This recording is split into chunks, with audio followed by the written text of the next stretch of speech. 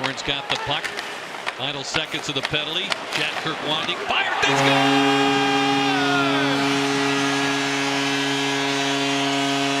Right on cue. Kevin Shattenkirk celebrating his Lightning debut.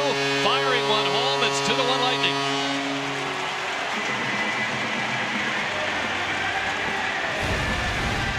.166 power play points now in his career because of shots like this. He did well to control that. That's a really good look at the puck and why Bobrovsky had such trouble with it. Yeah, it's coming with velocity, but you can see it wasn't flat. And when you hit a puck hard that isn't flat, it's like a hard knuckle puck, and it sailed a little. Yeah, that one sailed. I don't think it touched anybody, but it was sailing upwards and right up under the bar.